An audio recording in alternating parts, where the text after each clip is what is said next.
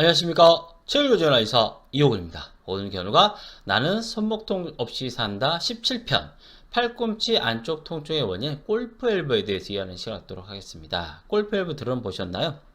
골퍼에게 많이 생긴다고 해서 골프 엘보, 테니스 선수에게 많이 생겨서 테니스 엘보라고 하지만 꼭 골프를 해야 골프 엘보가 생기고 테니스를 해야 테니스 엘보가 생기는 것은 아닙니다. 특히 골프 엘보는 즉 팔꿈치 안쪽인 상완골 내상과에 문제가 생기는 것이 골프 엘보고요. 팔꿈치 외쪽에 팔꿈치 바깥쪽에 톡 튀어나온 여기에 문제가 생기는 건 테니스 엘보라고 합니다. 자, 골프 엘보 다른 팔꿈치나 손목 질환과 마찬가지 초기 치료가 상당히 중요한데요. 일단 발생하면 환자들은 주의사항을 잘 숙지하고 따르는 것이 치료 및 예후에 상당한 도움을 주게 됩니다. 환자들을 위한 티칭 알아보도록 하겠습니다. 첫 번째, 가급적 손 사용을 줄인다. 엘보라는 것은요, 뭐 자동차 사고 같은 외상으로 생길 수도 있지만 기본적으로는 많이 써서 생기는 거예요. 많이 써서 생겼다면 어떻게 될까요? 일단 덜 써야게 되겠죠. 두 번째, 손바닥을 위로하여 물건을 들지 말고 손등을 위로해서 물건을 든다. 자, 손바닥을 위로해서 물건을 대면 이 힘이 바로 팔꿈치 안쪽에 걸리게 돼요. 그러면 생기는 게 바로 골프 엘보입니다. 그래서 골프 엘보라고 한다면 손바닥을 위로해서 물건을 들기보다는 손등을 위로해서 물건을 드는 것이 안전합니다.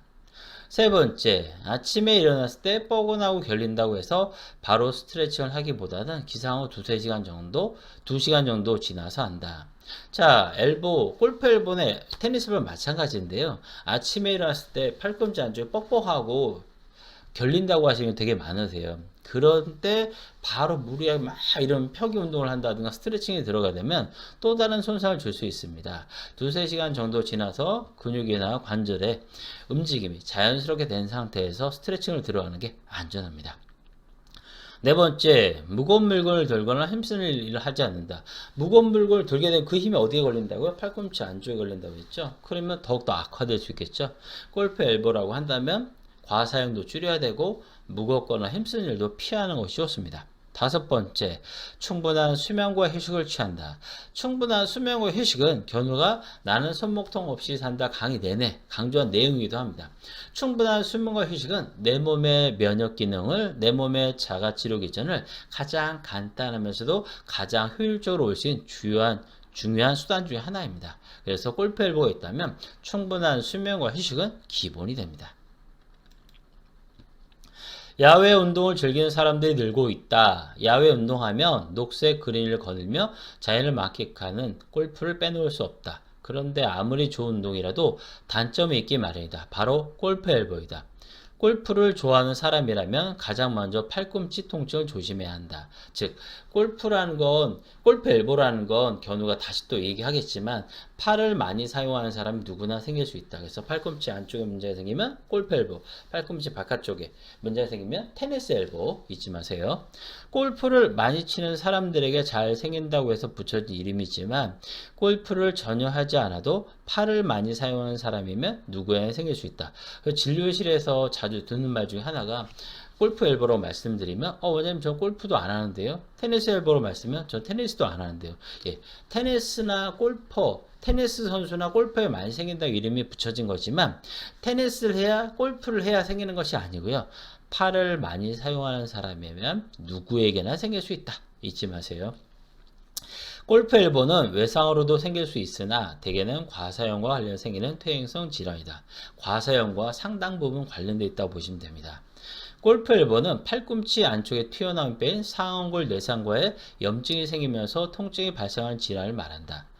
40대에 가장 많이 발생하는 편이다. 다른 말로는 상완골 내상과염, 상완골 내측상과염, 내상과염, 팔꿈치 내측상과염, 골프 엘보우라고도 한다. 손을 많이 사용할수록 근육과 힘줄에 과부하가 걸리게 되고 이는 상완골 내상과에 그대로 전달되기 때문에 일정한 정도를 넘어서게 되면 염증으로 발전하게 된다.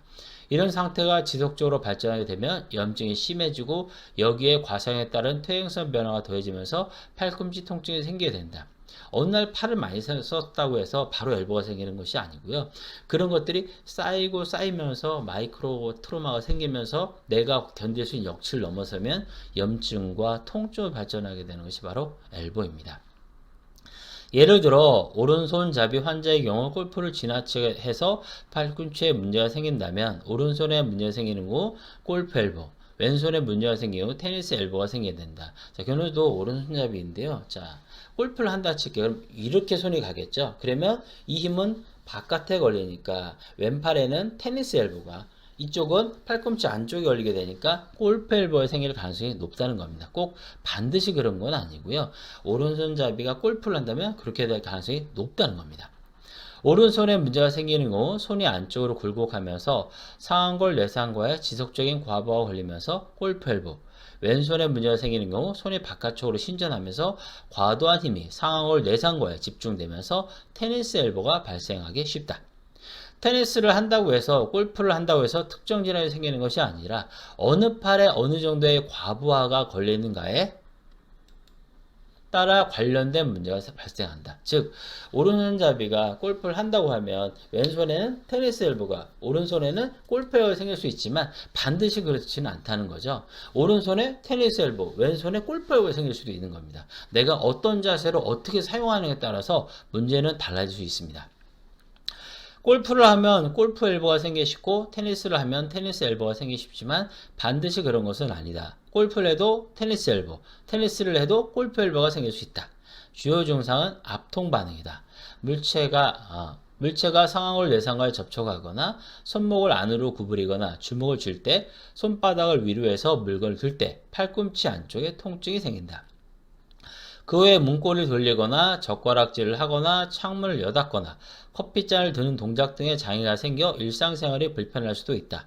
간혹 손에 쥐는 힘이 약해져 중풍이 오는 건 아닌가 하는 의심을 하기도 한다. 이외에도 아침에 일어났을 때 팔꿈치가 뻣뻣해지기도 하는데 대개는 일정 시간이 경과하게 되면 보통 기상 후 2-3시간 정도입니다. 전후 부드러워지게 된다. 심한 경우 팔을 들어 올리지도 못하고 척골층에 눌려 감각 이나 운동장애가 생길 수도 있다. 체중 감소, 우울증, 식욕저하가 동반되기도 한다. 골프 엘보 치료 시 가장 중요한 것은 손상을 줄이는 것이다.